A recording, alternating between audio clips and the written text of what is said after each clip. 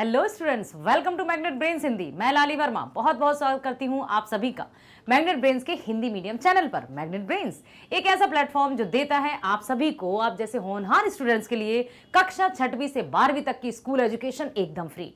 एकदम free means 100% free. हम ये नहीं कहते हैं 20% फ्री, 30% फ्री या 90% फ्री। जब कहीं 90% की फ्री होने की बात हमें सुनाई देती है ना, तो कान खड़े हो जाते हैं, आंखें एकदम फटी की फटी रह जाती हैं। लेकिन यहाँ एक और बात सुनिए, यहाँ हम 90% नहीं 100% free education, best education provide करते हैं।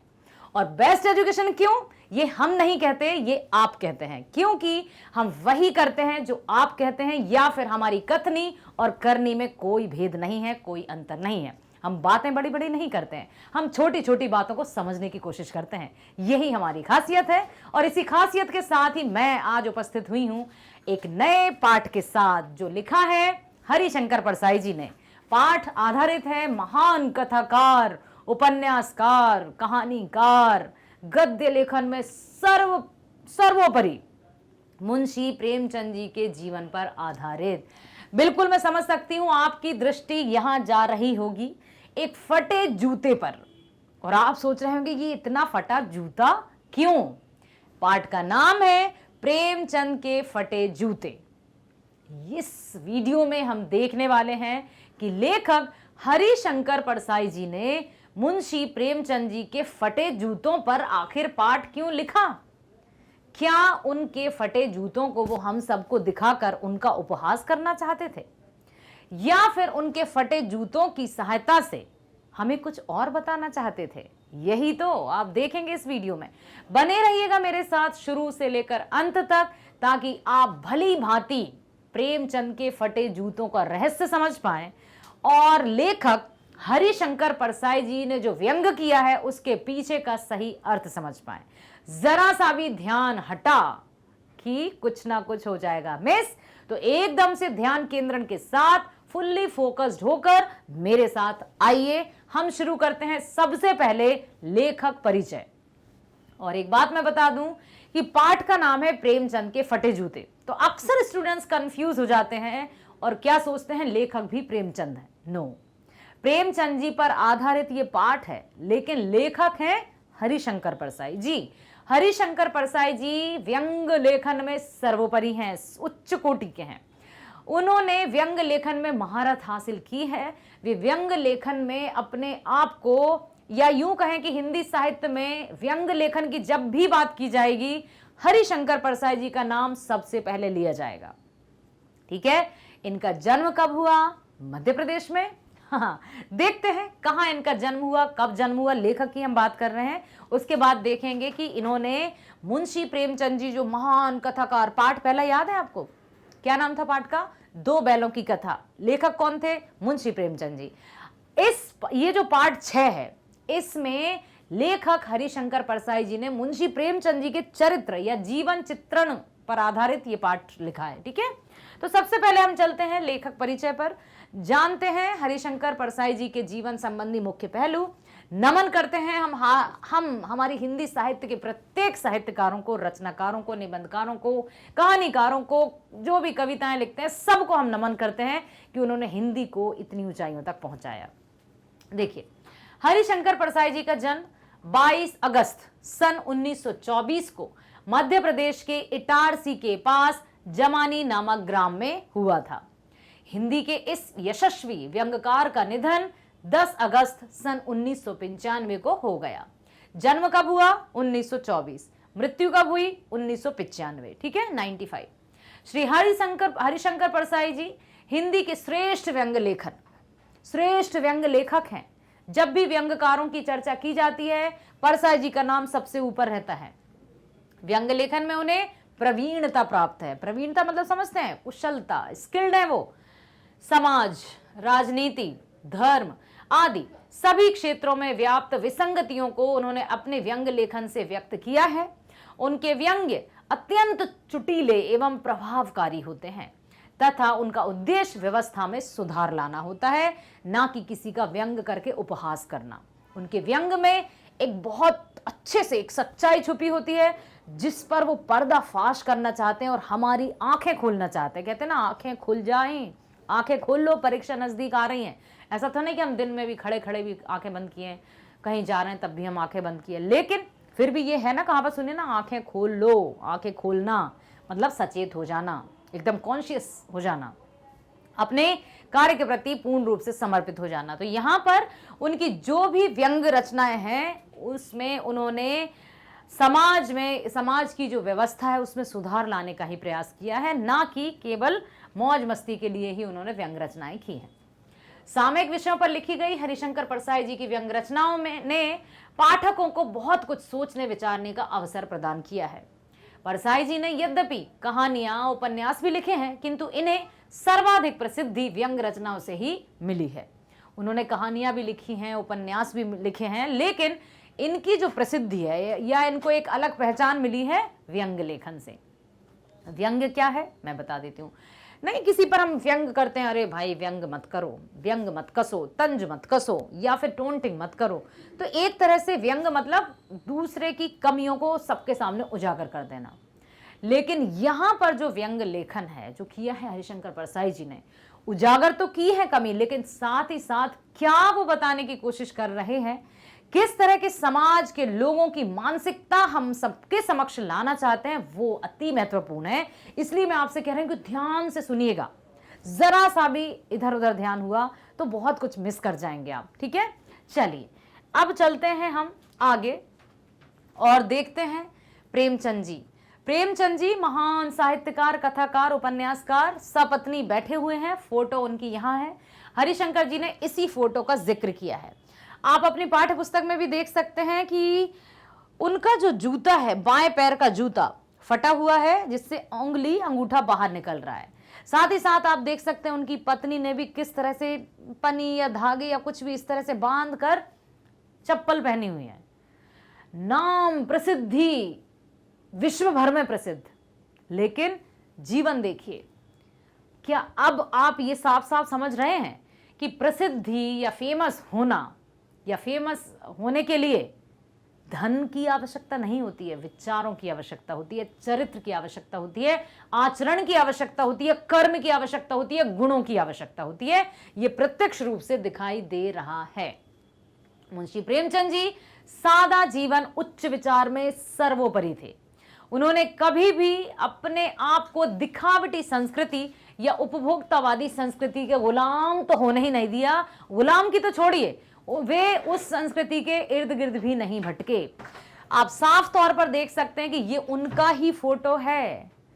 फोटो खिंचाने के लिए लोग तो उधार का सब कुछ मांग लेते हैं कि अरे आज मैं फोटो खिंचाने जा रहा हूं, या अब तो ये सोशल मीडिया है, इतना सब कुछ हाईटेक हो गया है कि कैसे भी फोटो को बहुत सुंदर भी बनाया जा सकता है, कैसे भी फोटो को बदसूरत भी बनाया जा सकता है। ठीक है, लेकिन पहले ये टेक्नोलॉजी नहीं थी, तो जिस तरह का हम थे उसी तरह के फोटोज आते थे। अब उन्होंने, वे चाहते तो जो फोटोग्राफर था उससे कह सकते थे कि भाई सिर्फ हाफ फोटो ले लो हमारा, ताकि हमारे फटे जूते या चप्पल ना आए, लेकिन उन्होंने ऐसा नहीं किया, क्योंकि वे समाज के सामने अपनी वास्तविकता रखना चाहते थे, ना कि दिखावटीपन। लेखक ने उनकी वास्तविकता को ही हमारे समक्ष उजागर किया है। और लेखक हरिशंकर परसाई जी ने व्यंग्यात्मक तरीके से पाठ का नाम ही रख दिया प्रेमचंद के फटे जूते। यदि आज भी किसी का मान लीजिए सॉक्स थोड़ा सा फट गया है, जूता थोड़ा सा निकल गया, कुछ भी, और हम सबसे कहते हैं देखो देखो उसका जूता फटा है, तो वो व्यक्ति आग बबूला हो जाएगा और सारे व्यक्ति का हमसे भी कहेंगे कि ऐसा कहने की जरूरत क्या थी। लेकिन आप सोचिए कि लेखक हरिशंकर परसाई जी ने उन पर पाठ लिख दिया, और वो पाठ भी ऐसा कि ना केवल उनकी रचनाएं सीमित रहती थी, बल्कि उनकी रचनाएं तो विश्व भर में प्रसिद्ध थी। उनके व्यंगों को अब देखिए, आप जन्म देखिए, फिर मुंशी प्रेमचंद जी के जन्म से तुलना कीजिए। जन्म हुआ था 1924 में, मृत्यु हुई थी 1995 में। ठीक है, और जबकि प्रेमचंद जी का, आपको याद है प्रेमचंद जी का जन्म कब हुआ था, याद है ना? मुंशी प्रेमचंद जी का जन्म हुआ था सन 1880, मृत्यु हुई थी 1936। यहां पर हम बात करें हरिशंकर परसाई जी उनसे काफी छोटे थे। ठीक है, काफी उम्र में छोटे थे। 1900 यहां पर उनका जन्म हुआ था 1880, मुंशी प्रेमचंद जी का। ठीक है, प्रेमचंद जी का जन्म हुआ था 1880 में, जबकि हरिशंकर परसाई जी का जन्म हुआ है 1924 में। कितना अंतर है, बहुत अंतर है, 20 और 20 40 44 साल का। ठीक है, तो अब वे इतने महान लेखक, और 1936 में तो प्रेमचंद इस दुनिया को अलविदा ही कह गए थे, जब ये 8-10 साल के थे। ठीक है, फिर भी उन्होंने उन पर इस तरह का पाठ लिख दिया, क्योंकि वे प्रेमचंद जी के जीवन से बहुत अधिक प्रभावित हुए, उनकी वास्तविकता से, उनकी विचारों से, उनके दिल तक उनके विचार पहुंचे, और उन्होंने सोचा कि क्यों ना इस महान साहित्यकार को मैं दुनिया के सामने उजागर करूं कि ये वास्तविक रूप में था कैसे। क्योंकि अक्सर जो लोग वास्तविक रूप में अच्छे होते हैं वे अपनी अच्छाई का डंका नहीं बजाते हैं। ठीक है, तो इस फोटो के माध्यम से हरिशंकर परसाई जी ने मुंशी प्रेमचंद जी के सादे जीवन उच्च विचारों की तरफ संकेत किया है।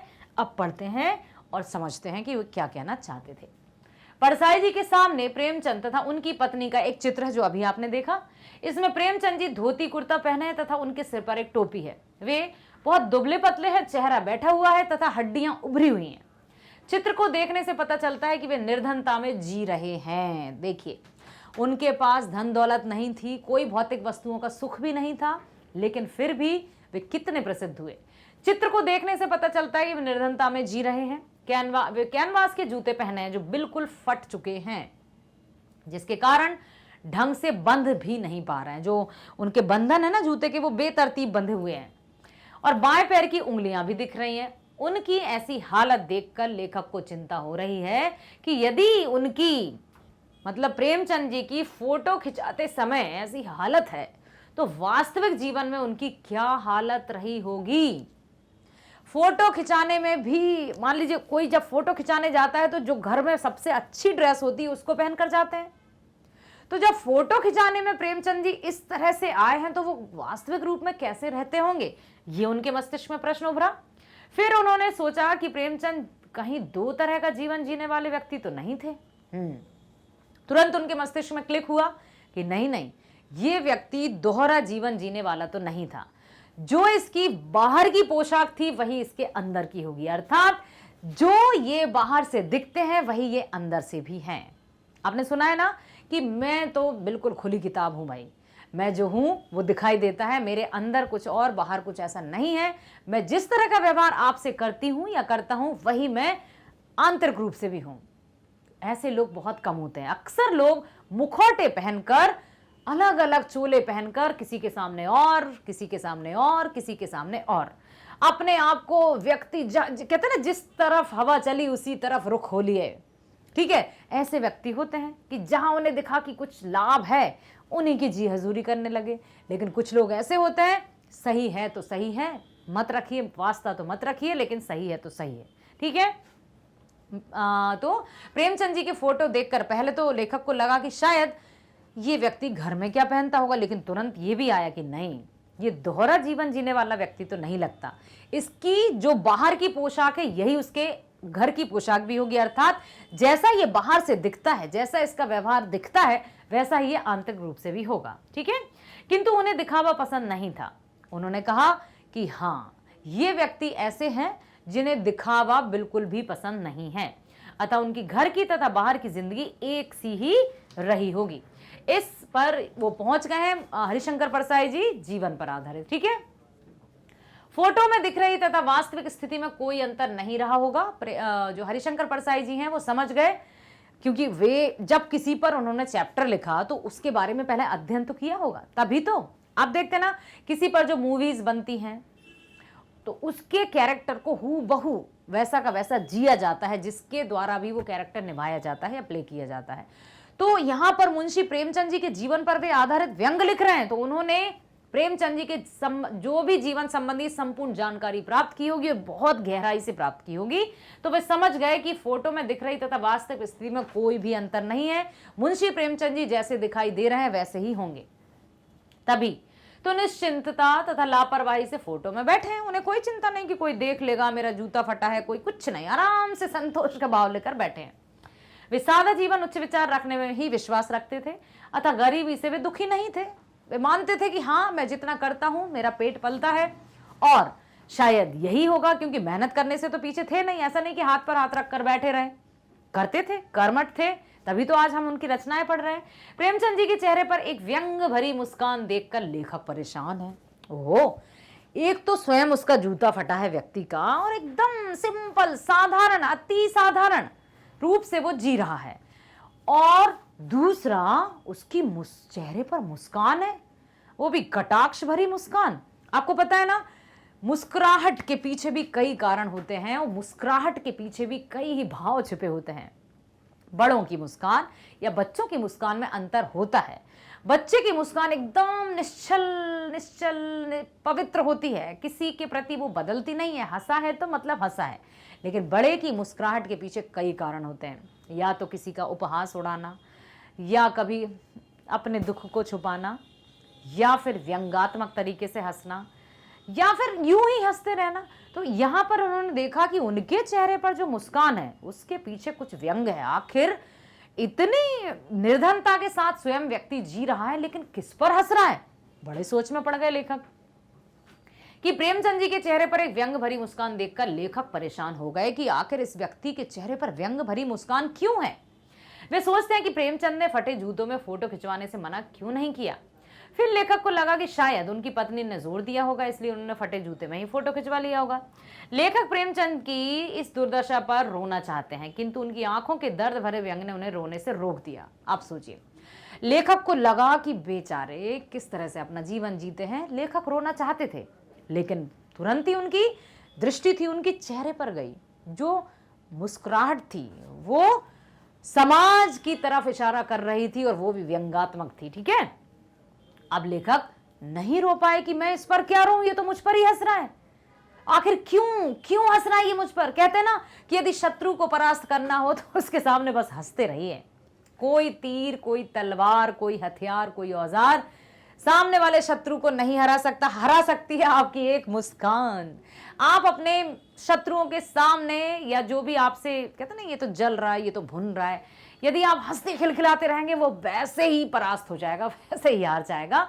तो जब लेखक ने देखा कि ये व्यक्ति तो हंस रहा है, आखिर इसके पीछे क्या कारण है, तो वो रोना भूल गए कि नहीं, जरूर कोई कारण है।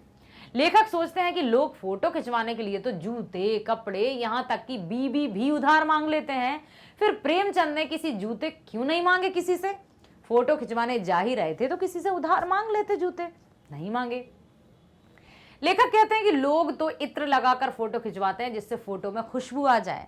लोगों की ये मानसिकता है कि फोटो खिंचवाने जा रहे हैं, स्प्रे करके जाएंगे, बेहतरीन तरीके से फोटो खिंचवाएंगे। लेकिन यहां तो प्रेमचंद जी ने अपना मतलब स्वयं का जो जूता है फटा, उसको भी नहीं चेंज किया। ओके, यदि नहीं किया था तो अपनी धोती जो पहने उसको थोड़ा नीचे कर लेते, जूता छिप जाता।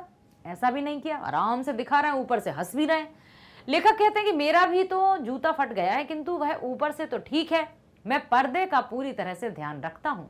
मैं अपनी उंगली को बाहर नहीं निकलने देता। मैं इस तरह फटा जूता पहनकर फोटो तो कभी नहीं खिंचवा सकता। लेखक यहां पर सुनिए मेरी बात, लेखक अपने आप को समाज का एक अहम वर्ग बताना चाहते हैं कि अक्सर लोग ऐसे ही होते हैं जैसा लेखक ने स्वयं को बताया है।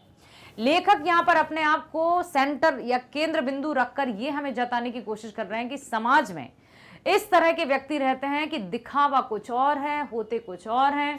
साथ ही साथ यदि जूता फटा है तो छुपा लेंगे, नहीं तो दूसरे से उधार का मांग कर चले जाएंगे। ये दोहरा जीवन दी, दोहरा नहीं कई तरह का, कहते हैं ना बहुत कई रंग बदलते हैं, कई रंग नहीं बहुरंगी हो गई ये दुनिया। कितने मुखौटे, कितने चेहरे लगाकर आज घूम रहा है, किसी को कुछ नहीं पता।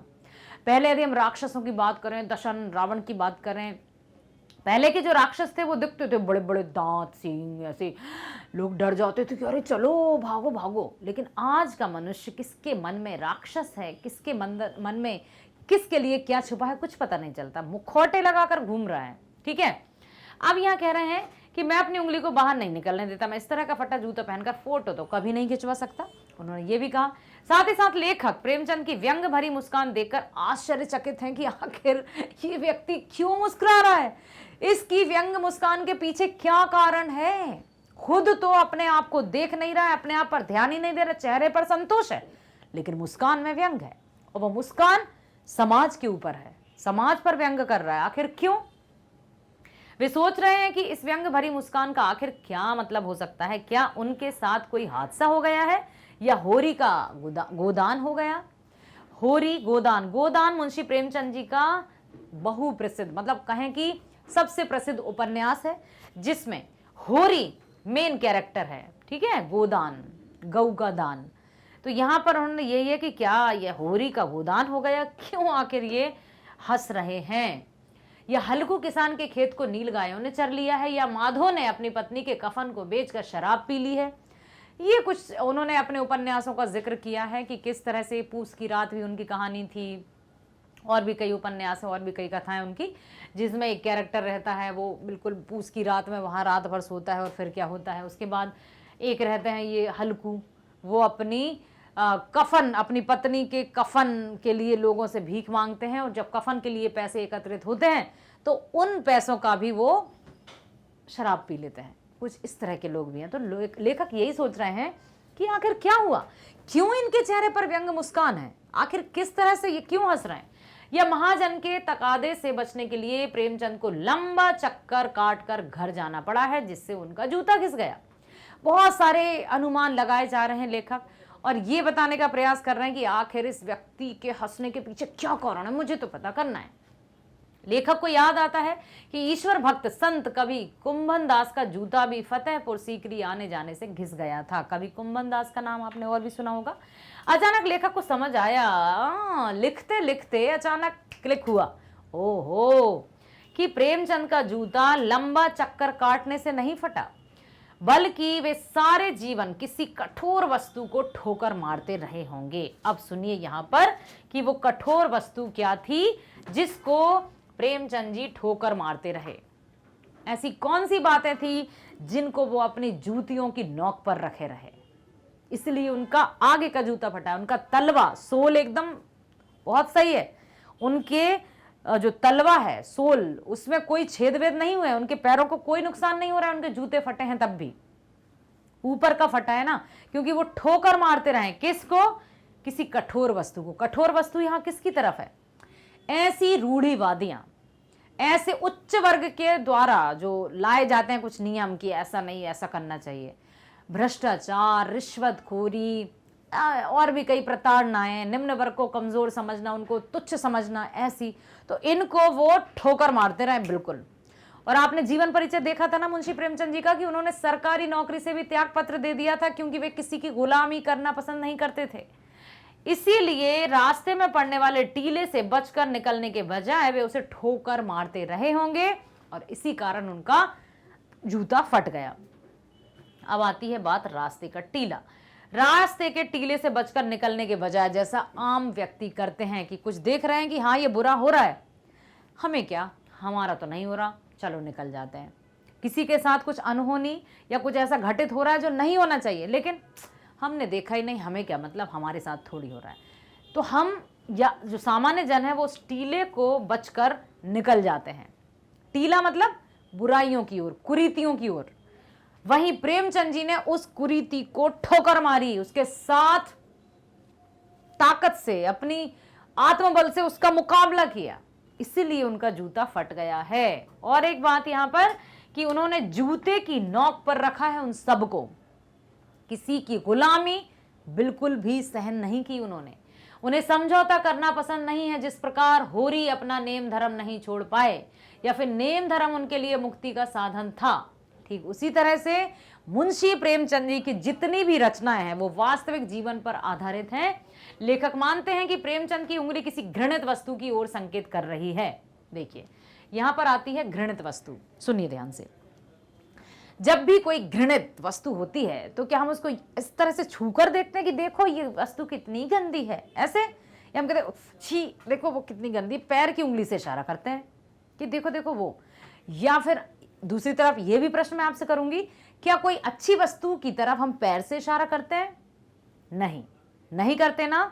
यस, तो जिस तरफ पैर से इशारा किया जा रहा है मतलब वो घृणित है। तो प्रेमचंद जी ने समाज के उन टीलों को यहां पर बताने का प्रयास किया है, उन टीलों की तरफ अपनी पैर की उंगली से वो इशारा कर रहे हैं कि जो तुम मेरे फटे जूतों पर हंस रहे हो, जरा अपने आप को तो देखो कि तुम किस खेत की मूली हो। मेरी पैर की उंगलियां तुम्हारी तरफ इशारा कर रही हैं, समाज की तरफ इशारा कर रही हैं कि तुम कितने घृणित हो। ठीक है, यही बताने का प्रयास कर रहे हैं। फिर लिखा है कि जिसे उन्होंने ठोकर मार मार कर अपने जूते फाड़ लिए, वे उन लोगों पर मुस्कुरा रहे हैं जो अपनी उंगली को ढकने के लिए अपने तलवे घिसते हैं। अपनी उंगली बचाएंगे, मतलब बाहरी दिखावटी में वो सबसे आगे आएंगे, लेकिन अंदर से एकदम से खोखले या अंदर से एकदम चापलूस, चाटुकारिता। इस तरह से उन्होंने यही कहा है कि ये जो समाज है वो दोहरी नहीं कई प्रकार की जीवन जीता है। किसी को देखकर या किसी की वेशभूषा के आधार पर हम ये अंदाजा नहीं लगा सकते हैं कि अमुक व्यक्ति अच्छा है या अमुक व्यक्ति बुरा है, क्योंकि बाहरी वेशभूषा सिर्फ और सिर्फ उस व्यक्ति के बाहरी तौर को दिखाती है। अभी एक छोटी सी कहानी सुनाई थी ना मैंने कि ये जो सिर्फ बाहरी जो रैपर्स है या जो कवर है, उनके आधार पर हमें नहीं पता है कि अंदर क्या है। जो व्यक्ति अपने जीवन को बिल्कुल सही तरीके से खुली किताब की तरह चलाते हैं, उनको अक्सर लोग कई बातें कहते हैं, लेकिन कहने दीजिए, उन पर हमें ध्यान नहीं देना है। तो मुंशी प्रेमचंद जी ने यहाँ अपने फटे जूतों से जो उंगलियां बाहर निकल रही थी वो उन्हीं की तरफ थी कि समाज वाले जो मेरे जूतों को देखकर हंस रहे हैं, पहले अपने आप को तो देख लो कि आप कहां हो। इस पर हरिशंकर परसाई जी ने यह पाठ लिखा। आशा करती हूं कि मुंशी प्रेमचंद जी के जीवन पर आधारित, अर्थात उनका सादा जीवन उच्च विचार। हम ये नहीं कहेंगे कि अब तो हम भी फटे जूते पहनकर स्कूल जाएंगे या हम भी कुछ भी पहन लेंगे, नहीं। हमें अपनी मर्यादा को, अपनी डिग्निटी को मेंटेन करना होता है। जिस फील्ड में हम होते हैं उस तरह हमें रहन सहन करना है, लेकिन इतना भी नहीं कि लोग हमें बस बढ़ चढ़कर माने और पता चले, जब सच्चाई पता चले तो भांडा फूट जाए। ठीक है, ऐसा नहीं करना है। आशा करती हूं आपको हरिशंकर जी परसाई जी द्वारा रचित प्रेमचंद के फटे जूते पाठ बहुत अच्छे से समझ में आ गया होगा और इस वीडियो को आपने पसंद जरूर किया होगा। तो लाइक कीजिएगा, सब्सक्राइब कीजिएगा ताकि आगे आने वाले जो भी वीडियोस रिलीज हों तो उनका नोटिफिकेशन आपको प्राप्त होता रहे। साथ ही साथ कम्युनिटी पोस्ट पर भी अपडेटेड रहिए ताकि आगे आने वाले वीडियोस की जानकारी आपको मिल जाए। शेयर करना मत भूलिएगा। जिस तरह से आप बहुत अच्छे से फ्री बेस्ट वीडियोस का लाभ ले रहे हैं, उसी तरह से आपके फ्रेंड्स भी बेस्ट वीडियोस का लाभ ले सके। आपको पता है ना, मैग्नेट ब्रेन्स देता है कक्षा 6वीं से 12वीं तक की ऑनलाइन स्कूल एजुकेशन एकदम फ्री। मैं सिर्फ हिंदी की बात नहीं कर रही हूं, सभी विषय के वीडियोस आपको मैग्नेट ब्रेन्स पर best quality with best faculties दिए जाते हैं, वो भी एकदम फ्री। हम किसी तरह के पेड सब्सक्रिप्शन की आपसे बात ना तो कर रहे हैं, ना ही कभी करेंगे, हमेशा फ्री रहेगा। तो बने रहिए हमारे साथ, मिलते हैं नेक्स्ट वीडियो में। स्वस्थ रहिए, खुश रहिए, bye bye, thank you so much.